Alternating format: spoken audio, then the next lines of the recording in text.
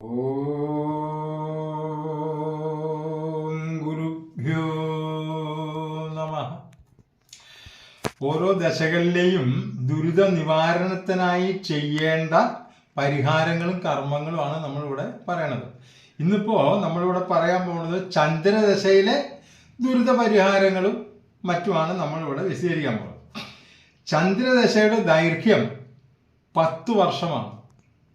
ജനന സമയത്തെ ഗ്രഹനില പ്രകാരം ചന്ദ്രൻ നിങ്ങൾക്ക് ഇഷ്ടഫലപ്രദനാണോ അതോ അനിഷ്ട ഫലം തരുമോ എന്ന് ആദ്യം നമ്മൾ അറിയണം. ഇതിനായി പരിചയസമ്പന്നനായ ഒരു ജ്യോത്സ്യനെ സമീപിച്ച് നിങ്ങളുടെ ജാതകമോ തലക്കുരിയോ എന്താണെന്ന് വെച്ചാൽ അത് കാണിച്ചു കഴിഞ്ഞാൽ അദ്ദേഹം പറയും, ചെക്ക് ചെയ്തിട്ട് പറയും ഇത് ഇഷ്ടഫലത്തെ പ്രദാനം ചെയ്യുമോ അതോ അനിഷ്ടഫല പ്രദാനമാണോ എന്ന് നമുക്ക് പറഞ്ഞു തരും. ഇത് രണ്ടും ഇല്ലാന്നിരിക്കട്ടെ. ഇത് രണ്ടും ഇല്ലെങ്കിൽ നമ്മൾ ജനിച്ച സമയം, ജനിച്ച സ്ഥലം, ജനിച്ച തീയതി ഇത്രയും സാധനം കൊടുത്തു കഴിഞ്ഞാൽ അദ്ദേഹം അപ്പോഴത്തെ ജനന സമയത്തെ ഗ്രഹനില ഗണിച്ചുണ്ടാക്കി അതിനു ശേഷം അതിൻ്റെ ഇഷ്ടഫലപ്രദാനാണോ ചന്ദ്രൻ അതോ അനിഷ്ടഫലത്തെ പ്രദാനം ചെയ്യുമോ എന്നുള്ളത് അദ്ദേഹം വിശദമാക്കി തരും. അപ്പോൾ ചന്ദ്രൻ ഇഷ്ടഫലപ്രദാനാണെങ്കിൽ, ഇഷ്ടഫലത്തെ പ്രദാനം ചെയ്യുന്ന ആളാണ് ചന്ദ്രനെങ്കിൽ നമുക്ക് എന്തൊക്കെ ഉണ്ടാവും? മനഃപ്രസാദം ഉണ്ടാവും, സർവകാര്യ സിദ്ധി ഉണ്ടാവും, സുഖഭക്ഷണം കിട്ടും, വിവാഹപ്രായമാർക്കണമെങ്കിൽ വിവാഹം നടക്കും, അതുപോലെ സന്താന യോഗം ഉണ്ടാവും, ഭൂമി ലാഭം ഉണ്ടാവും. അത് നമ്മൾ പുതിയ ഭൂമി മേടിക്കുകയോ അല്ലെങ്കിൽ നമ്മുടെ ഈ കുടുംബ സ്വത്ത് ഭാഗം വെച്ച് കിട്ടുമോ അങ്ങനത്തെ സാധനങ്ങൾ ഉണ്ടാവും. എങ്ങനെയായാലും ഭൂമി ലാഭം നമുക്ക് ഉണ്ടാവും. പിന്നെ മാതാവ്, സ്ത്രീകൾ അവർ നിമിത്തം നമുക്ക് ധനലബ്ധി ഉണ്ടാവും, ധനം വന്നു ചെയ്യും. അത് ഉദാഹരണമായിട്ട് വിവാഹം കഴിച്ച ആളാണ്, അയാളുടെ ഭാര്യയ്ക്ക് ജോലി ഉണ്ടായിരുന്നില്ല, ജോലി കിട്ടുക, ഇയാളുടെ ചന്ദ്രദശ നോക്കുമ്പോൾ അവർക്ക് ജോലി കിട്ടുക, ധനം വരിക, അങ്ങനെ. അതുപോലെ തന്നെ വിചാരിക്കുന്ന കാര്യങ്ങൾ, നിങ്ങൾ എന്തൊക്കെ കാര്യങ്ങൾ വിചാരിക്കണോ അതൊക്കെ ഭൂരിഭാഗം കാര്യങ്ങൾ നടക്കും, മിക്കവാറും എല്ലാം തന്നെ നടന്നു വരും ഈ ദശ.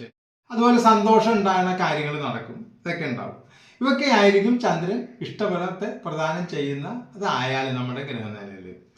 ഇനി അനിഷ്ടഫല പ്രദാനം ചെയ്യണതായാലോ, അപ്പോ അപ്രതീക്ഷിതമായ ധനനഷ്ടം, വിചാരിക്കുന്ന കാര്യങ്ങൾ നടക്കാൻ താമസം, അല്ലെങ്കിൽ നടക്കാതിരിക്കുക, ആപത്തുകൾ, വലിയ ദുഃഖങ്ങൾ, അതുപോലെ സർക്കാരിൽ നിന്ന് ഭീതി, എന്തിനാ ചിലപ്പോൾ ജയിൽവാസം വരെ ഉണ്ടാവാം അങ്ങനത്തെ ആ ഗ്രഹനിലയാണെങ്കിൽ.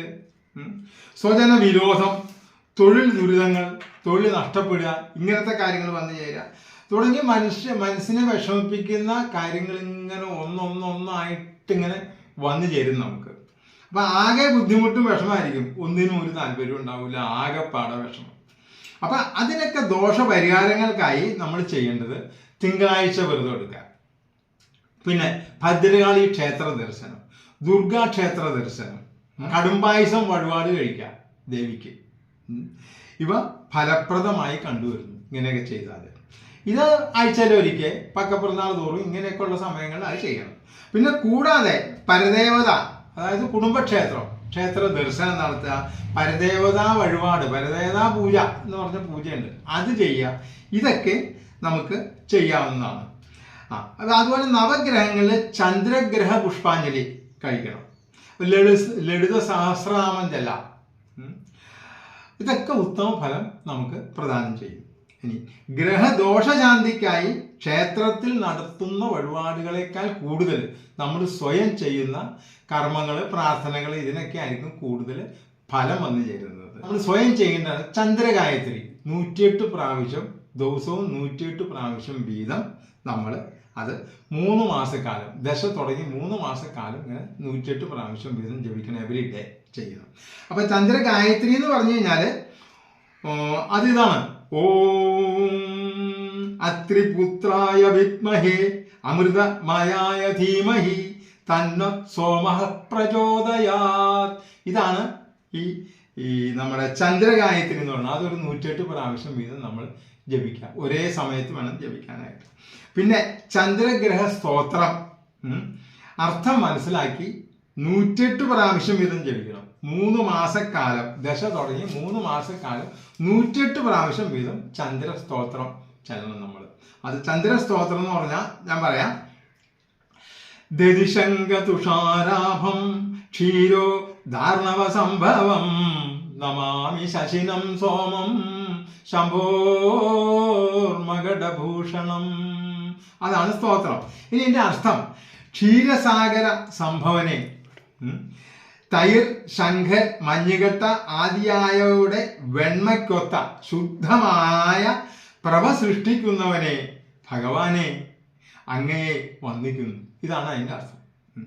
പിന്നെ ഒരു കാര്യം ശ്രദ്ധിക്കേണ്ടത്, ഈ ജപങ്ങൾ നടക്കുമ്പോൾ ഇപ്പം ഒരേ സമയത്ത് വേണം. രാവിലെ ഇപ്പോൾ 6 മണിക്ക് എല്ലാ ദിവസവും 6 മണിക്ക് ചെയ്യണം. അതുപോലെ ഒരേ വസ്ത്രം ധരിച്ചു വേണം. ആദ്യത്തെ ദിവസം ഏത് വസ്ത്രം ധരിക്കണം, ആ വസ്ത്രമായിരിക്കണം എല്ലാ ദിവസവും. അപ്പോൾ ഇത് കഴിഞ്ഞ് കഴിഞ്ഞാൽ ആ വസ്ത്രം മടക്കി അവിടെ സൂക്ഷിച്ചു വെക്കുക, പിറ്റേ ദിവസം അടുത്ത് നിൽക്കുക. ഇതെല്ലാം കഴിഞ്ഞതിന് ശേഷം ഈ വസ്ത്രം നനയ്ക്കാനോ അല്ലെങ്കിൽ അത് എടുത്തുകൊണ്ട് വേറെ എവിടെയെങ്കിലും പാനോ ഒക്കെ അങ്ങനെ വേണം. അപ്പം അങ്ങനെ ചെയ്ത് കഴിഞ്ഞാൽ ഇതിൻ്റെ ഫലം വളരെ കൂടുതലായിരിക്കും. അതായത് ഭയങ്കര എഫക്റ്റീവ്, പോസിറ്റീവ് എനർജി അതിനകത്ത് ക്രിയേറ്റ് ചെയ്യും. ഈ നമ്മൾ ഈ മന്ത്രങ്ങളും ഇതൊക്കെ ജപിച്ച് ചെയ്യുമ്പോൾ ഈ വസ്ത്രങ്ങൾക്ക് പോസിറ്റീവ് എനർജി ക്രിയേറ്റ് ചെയ്യും. അത് നിങ്ങളുടെ ദുരിതങ്ങൾ അകലാൻ പ്രാപ്തമാകും. ഇതൊക്കെയാണ് ചന്ദ്രദശയിൽ ദുരിത പരിഹാരങ്ങൾക്കായി നമ്മൾ ചെയ്യേണ്ട കാര്യങ്ങൾ.